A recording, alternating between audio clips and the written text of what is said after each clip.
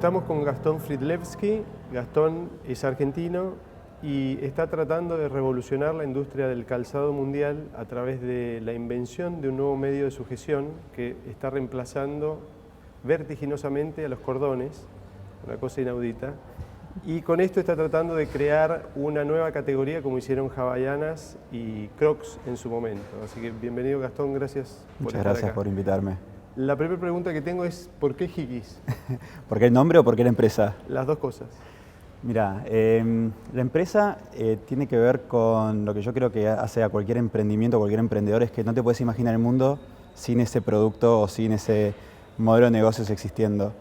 Yo veía el mundo y a la gente a mi alrededor cómo luchaba con los cordones de zapatilla todos los días y me di cuenta que dependiendo de la etapa de la vida en la que estaban tenía una relación negativa pero diferente con los cordones. Entonces los padres de niños chiquitos tenían que atar y desatarle varias veces los cordones a los hijos. Después los atletas tenían que frenar sus entrenamientos para hacerse un doble nudo, el cual nunca se podían desatar. Yo era uno de esos adolescentes que nunca me ataba las zapatillas y veía que todos mis amigos hacían cosas raras con los cordones, se los ataban con pequeños nudos en las puntas o los guardaban adentro, que era incómodo. Y después vi a mi abuela que no se podía agachar, una mujer embarazada, y me di cuenta que era un problema para todo el mundo. Entonces me di cuenta que había que ponerle tecnología y crear una marca a reinventar el concepto de los cordones. Y el nombre tiene que ver con la historia, con cómo surge la compañía. Yo la empresa la fundé con mi mujer, Marikel, y Hiki significa chupón y tiene que ver con una historia de amor y queríamos que el nombre de la compañía refleje esa historia. Así que queríamos esparcir o dejar marcas de afecto en las zapatillas de todo el mundo.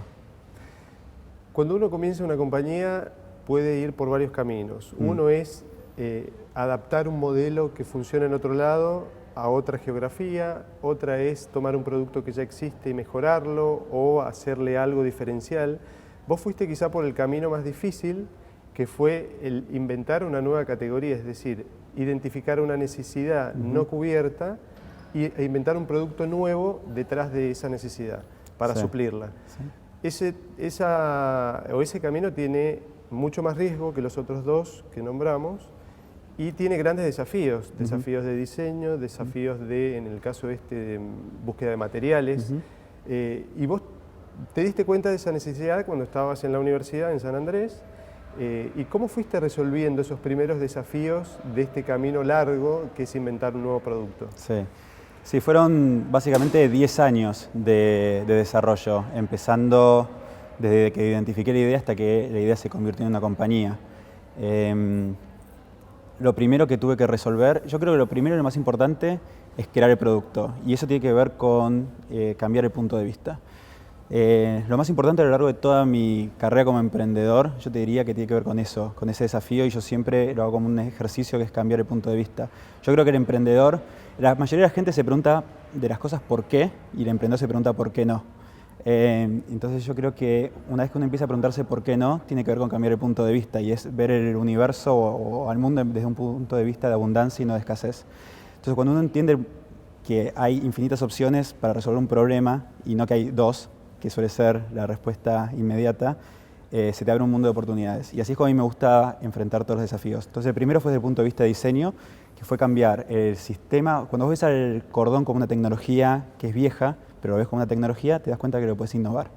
Entonces yo miré al cordón como una tecnología y dije, esto se puede cambiar, y la forma de cambiarlo era el modelo de sujeción. En vez de tener un sistema que atraviesa todos los ojales de la zapatilla, cambié el paradigma a un sistema modular que conecta cada par de ojales en forma independiente.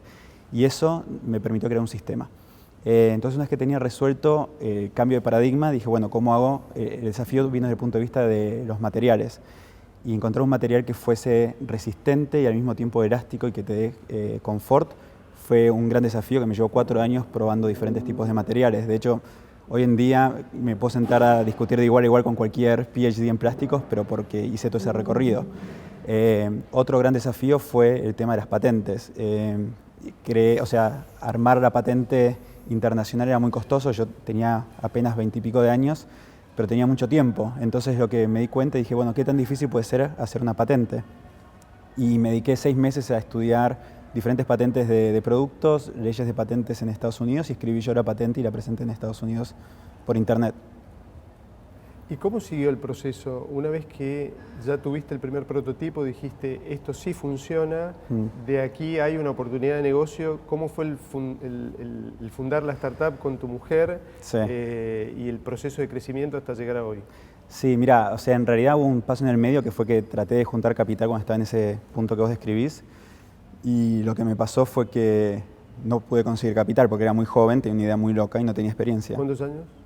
Tenía 23 años. Y el único inversor que había acá en Argentina me dijo, mira, la idea me parece interesante, pero es muy loca. ¿Por qué no consigues un poco de experiencia y después volvés a verme? Y esto era antes de Mark Zuckerberg y Facebook, o sea, esto sí fue hace más de 10 años. Entonces, en ese punto fue cuando me di cuenta que tenía razón, y hoy en día, mirando para atrás, lo que me doy cuenta es que es muy difícil saber como emprendedor cuando uno está siendo persistente y cuando uno es cabeza dura. Y eso para mí es la diferencia más grande. Entonces, en ese punto yo creo que tuve la flexibilidad de reconocer que me faltaba experiencia y no fui cabeza dura, y decidí volverme banquero de inversión, que me pareció que era el trabajo en relación de dependencia que más experiencia me iba a dar para el día de mañana poder armar una empresa global. Ahí hice fusiones y adquisiciones y salidas a la bolsa de varias empresas argentinas que me dieron una experiencia increíble como para armar una empresa global. Y el próximo paso fue conocer a mi mujer. Mi mujer ya era emprendedora. Mariquel tenía un hotel en Las Cañitas que era el número 1 en TripAdvisor durante 4 años. Se llamaba Taylor Made Hotel. Y cuando nos conocimos, yo era el corporativo y ella era la emprendedora. Y fue muy gracioso porque dijimos, mira, no nos gusta cómo está diseñada nuestra vida. No nos gustaba que nos pasábamos todo el día separados el uno del otro, y después llegábamos a las 7, 8 de la noche, con suerte, si llegamos a esa hora, y lo que hacíamos era repasar nuestro día y después irnos a dormir. Y muchas veces teníamos que trabajar con gente que no nos gustaba y en cosas que no estábamos apasionados, y dijimos, nuestra vida está mal diseñada, cambiémosla. Y ahí fue cuando desempolvamos la carpeta de Hikis, en la cual yo siempre seguí trabajando, era como un hobby. Yo lo que quería hacer era todas las semanas tenía un tipo de progreso, y durante 10 años terminó siendo una compañía, ¿no? Haciendo eso. Y decidimos, bueno, ¿por qué no cambiamos la forma en que vivimos? Ella vendió el hotel, yo renuncié al banco y nos llevamos 10 valijas a Nueva York y lanzamos la compañía allá. Y así fue como empezó la aventura de Hikis. ¿Y por qué Estados Unidos? Varios motivos. Primero, porque teníamos una visión de que este era un problema global y que había que dar una solución global, y desde Estados Unidos, sobre todo desde Nueva York, cualquier cosa que vos lográs darle visibilidad en Nueva York tiene una visibilidad global. Entonces nos parecía importante poder darle esa visibilidad al producto. Después en Nueva York está el ecosistema perfecto como para lanzar una empresa de consumo. Están los retailers, están las agencias de moda, están las revistas, están los medios y los fondos de inversión que miran este tipo de compañías. Entonces el ecosistema era muy bueno, y aparte nos atraía la idea de vivir esta aventura juntos en otro país. Y también las condiciones acá no estaban dadas, o sea, la importación estaba cerrada. Yo cada vez que quería importar un material tardaba meses, quería hacer un pago en dólares y no lo podía hacer. O sea, todas esas trabas no eran las que yo quería tener en el día a día de operar una empresa, más allá de los desafíos del día a día que tiene una empresa de estas características, aparte de agregarle desafíos que no eran necesarios. Entonces todo indicó que teníamos que hacerlo en otro lugar, y bueno, Nueva York fue el lugar perfecto para hacerlo.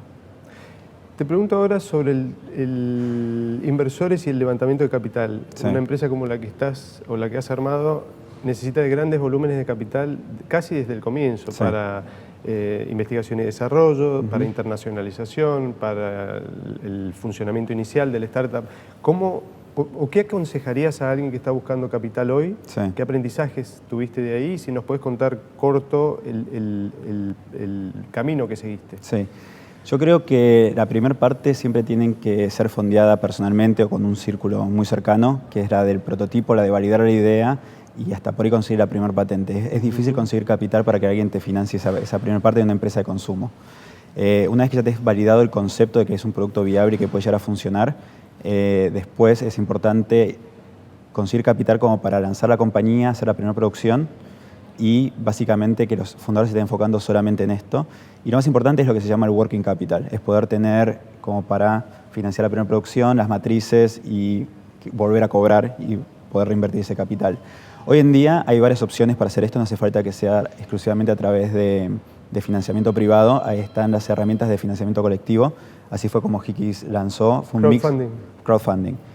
Fue un mix entre capital que conseguimos de inversores y también crowdfunding. Nosotros lanzamos en Kickstarter en 2012 en Nueva York, eran los primeros días de esta revolución que es el crowdfunding y básicamente fue lo que nos permitió darle visibilidad al producto y conseguir las primeras órdenes de retailers y aparte nos permitió validar el concepto.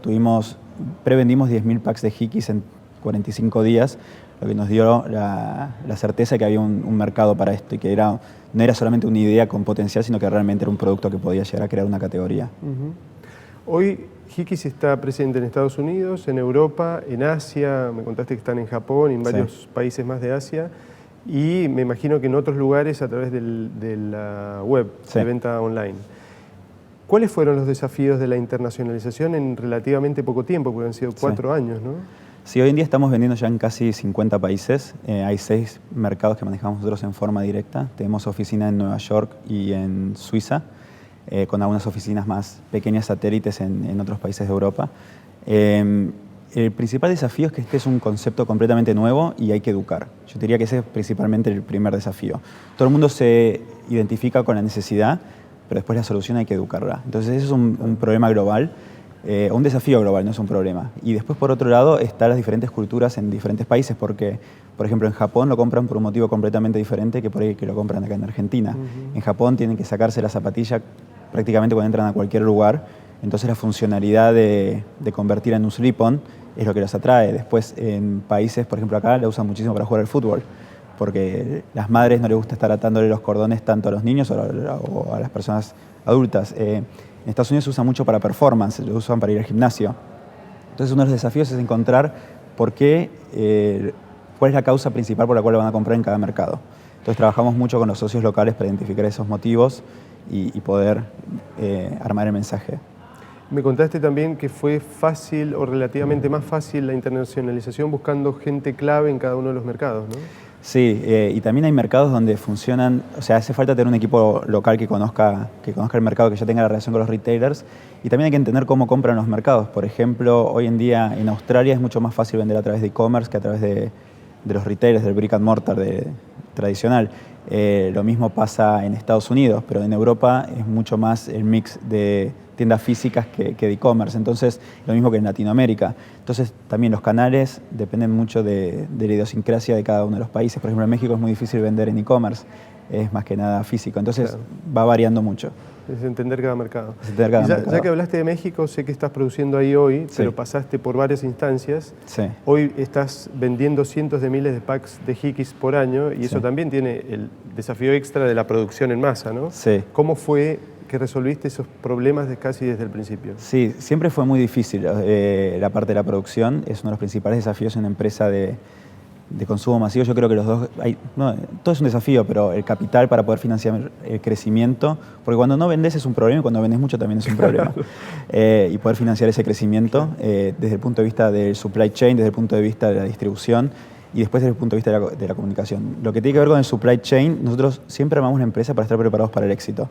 Lo que con mi mujer siempre decíamos es, si estamos haciendo toda esta movida, nos preparamos para que nos vaya bien. Entonces siempre tratamos de conseguir fábricas, por más que cuando todavía no teníamos ni una sola orden, estamos buscando fábricas que puedan responder a grandes volúmenes.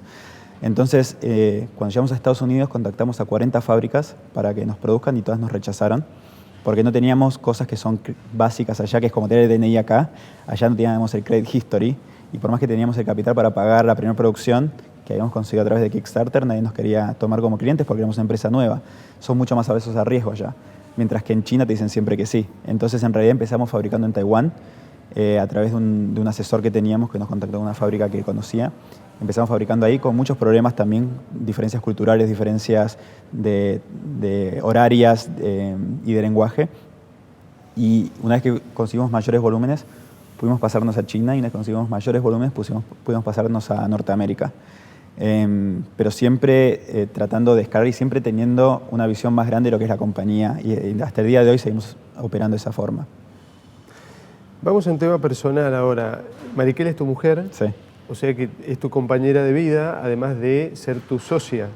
Eso tiene varias dimensiones de contacto con ella, es alguien con el que estás todo el día trabajando y cuando llegas a tu casa es tu mujer. ¿Cómo resolviste o cómo estás resolviendo eso? Ahora vas a ser papá dentro de poquito. ¿Cómo estás resolviendo esos desafíos, que a veces son conflictos y a veces son cosas buenas, Sí. De manejar este tema de ser socio y ser pareja de la persona con la que empezaste la empresa. Sí, Mariquel es el arma secreta de Hikis, esa es la realidad. Yo te estoy acá contando todo, pero todo gracias a El ella. año que viene le hacemos la entrevista. Deberían, ella también es de San Andrés, del posgrado. A ver, como a mí me gusta explicar esto, tiene que ver con desafíos, ¿no? Nosotros cuando los dos trabajábamos separados y trabajamos los dos muchos, teníamos un desafío que era que no nos veíamos nunca. Y hoy en día tenemos un desafío que es completamente opuesto, que es que estamos todo el día juntos, ¿no? Y los dos te presentan diferentes tipos de desafíos. Hoy en día yo elijo 100 veces el desafío de estar todo el día juntos y las fricciones que eso puede llegar a generar antes que las fricciones que te puede llegar a generar en no estar nunca con tu pareja. Entonces, para mí es una bendición porque yo puedo viajar por el mundo teniendo reuniones junto a ella. Tengo la suerte que ella realmente es súper inteligente y muy creativa y cada vez que estuvimos al borde de desaparecer, si hoy en día somos lo que somos como empresa es gracias a las ideas que ella aportó. Entonces, la verdad que tuve, no sé si suerte es la palabra, pero la verdad que es muy positivo. Y a nivel dinámica personal, a mí me encanta porque, o sea, tengo el privilegio de poder estar con ella todo el tiempo. Y aparte yo creo que es muy reciente esto. Esta pregunta hace 100 años no hubiese existido, porque todas las familias trabajaban juntos. Todos tenían su granja, trabajaban en la tierra y todos trabajaban juntos. Desde la revolución industrial es que recién esta separación es casi... es raro trabajar en familia, pero en realidad muchas pymes son así hoy en día, pero el modelo mental que tenemos no responde a eso. Y yo creo que hay una vuelta a esos modelos más personales y familiares, o es lo que la gente necesita un poco más. Está claro. Vos tuviste varias ampliaciones de capital, volviendo al tema de inversión. ¿Cómo te preparaste en las primeras? Me imagino que ahora ya tenés training y la tenés bastante más clara, pero me gustaría que si hay un emprendedor que está buscando capital y no sabe cómo prepararse, ¿cuáles serían 2 o 3 claves que les dirías, mira, tenés que hacer esto y esto y esto para poder sentarte frente a un inversor? Yo soy medio contrario a lo que le dicen por lo general todos.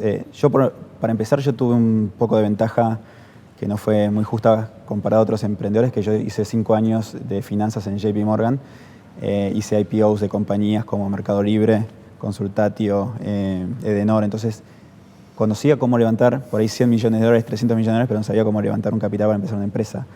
Entonces esa es una ventaja que yo tenía. También había estudiado finanzas. Pero yo lo que le diría a cualquier emprendedor que está empezando es que no empiecen con fondos de inversión, sobre todo en Latinoamérica y en Argentina. Yo creo que los fondos de inversión hoy en día tienen que recuperar el apetito al riesgo. Yo siempre digo que tienen que volver a ponerle la B corta al VC. Hoy en día se comportan más como private equities, buscando evaluaciones de VC, y son seguidores. Aceptan el riesgo que otros VCs están tomando o que otros inversores están tomando, pero no se animan a descubrir nuevas fórmulas de riesgo. Entonces, y le hacen perder mucho tiempo a los emprendedores, en mi visión. Yo he tomado capital de fondos de inversión que han sido lo suficientemente sofisticados como para hacer sus propias evaluaciones, pero he perdido muchísimo tiempo. He tenido cientos de reuniones con fondos de inversión que no han llegado a nada. Lo que sí veo es que hay muchos emprendedores dispuestos a invertir. Hay muchos family offices que ya son emprendedores devenidos en empresarios que por ahí ya tuvieron alguna salida o un evento de liquidez, que pueden detectar oportunidades sin tener validación externa. Esa es una gran forma de financiarse. Y la otra es crowdfunding. Hoy en día, no solamente a través de preventas puedes financiarte, sino también, sobre todo ahora en Estados Unidos, ya está la legislación que puedes levantar capital o equity a través del crowd, ¿no? Claro. Del colectivo. Y eso va a disruptir a los VCs, y los VCs que van a tener que competir contra el crowd, Claro. se van a tener que poner las pilas, me parece. De hecho, la ley de emprendedores de Argentina, que todavía no se aprueba, tiene una parte que de financiamiento colectivo. Sí, y eso me parece clave porque saca el monopolio del capital, ¿no? Claro. Y también muchas veces me he encontrado con, no sé, muchas veces los VCs te dicen, bueno, cuando llegues a estos puntos, vení a verme, que ahí invierto. Y cuando vos llegas a esos puntos ya no los necesitas más.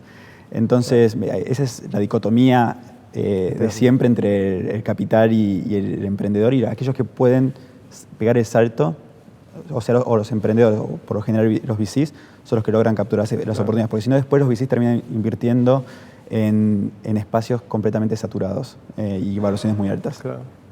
¿Cuál es tu motor en todo este proceso y el de Mariquel? ¿Qué es lo que te mueve? Yo mencioné al principio esto de vivir la vida como una aventura. Yo creo que eso es un gran motor, todos los días levantarte y tener un desafío nuevo, vivir en un país diferente o tener una reunión con alguien que nunca te imaginaste que ibas a estar reunido. O sea, ese tipo de cosas me parecen apasionantes. Realmente el sentido de aventura me parece fundamental para hacer lo que estamos haciendo. También el hecho de poder estar juntos, ¿no? Hacerlo juntos me parece un gran motor. Y sí, y a mí personalmente es mi forma de crear, ¿no? O sea, hay gente que pinta, hay gente que baila, hay gente que saca fotos. Esta es mi forma de ser creativo. O sea, está bien, yo hice toda la parte, hablamos de financiamiento, pero al final reinventé los cordones y eso es medio una locura, ¿no? Entonces, pero esta es mi forma de ser creativo. Claro. Vos que estás allá en Nueva York, quizá tenés una mirada doble, porque has empezado tu emprendimiento acá y después te fuiste para allá y lo hiciste crecer. Entonces quizá está buena la pregunta de cuáles, según tu visión, las ventajas o cuáles son las ventajas y desventajas de la Argentina hoy para emprender. Sí. Una empresa global, ¿no? Sí, bueno, yo creo que empezar una empresa en la Argentina sí o sí te obliga a ser regional. No sé si global, pero por lo menos regional por el tamaño del mercado. Y eso es algo que yo me llevé de ser argentino a Nueva York, porque apenas lanzamos la compañía nos expandimos a Asia. Y todo el mundo me decía, pero si estás en Estados Unidos, ¿por qué tenés que hacer esto? Bueno, eso fue parte del ADN, ser argentino y emprendedor argentino. Es siempre pensar que lo que tenés no es suficiente y que puede pasar algo, ¿no? Yo siempre digo que el mayor recurso natural que tiene Argentina es su recurso humano. Y ser argentino y ser emprendedor para mí es lo mismo, porque vos siempre tenés que estar resolviendo problemas que no habías previsto con pocos recursos en forma creativa. Y esa es la definición de emprendedor y de argentino. Entonces, me parece que esa es la ventaja. Esa es la ventaja que tiene un argentino sobre cualquier emprendedor global.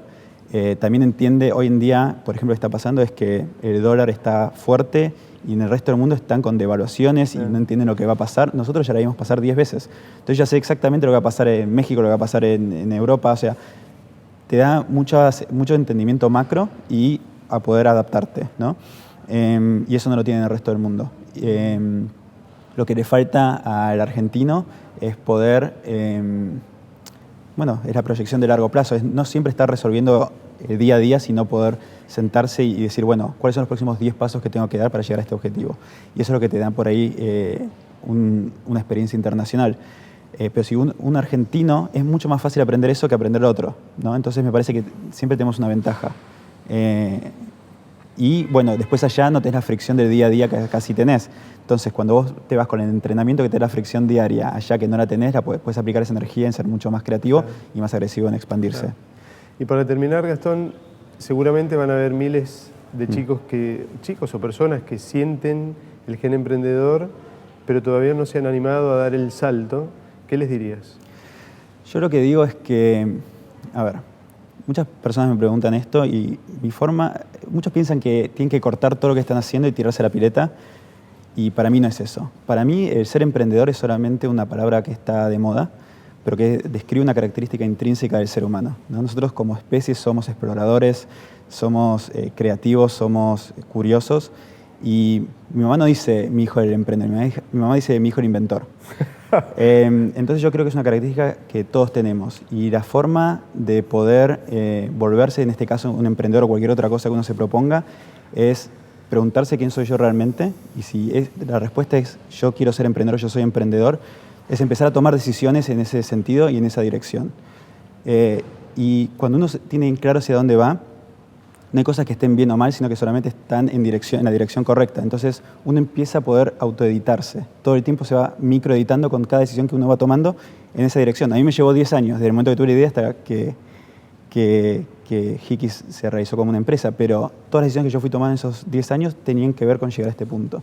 Entonces a mí me parece ese concepto de la microedición de uno mismo me parece muy poderoso y para mí es el camino, ¿no? Entonces los que quieren ser emprendedores es que se definan en ese sentido y empezar a tomar decisiones en esa dirección. Gracias, Gastón. Un placer.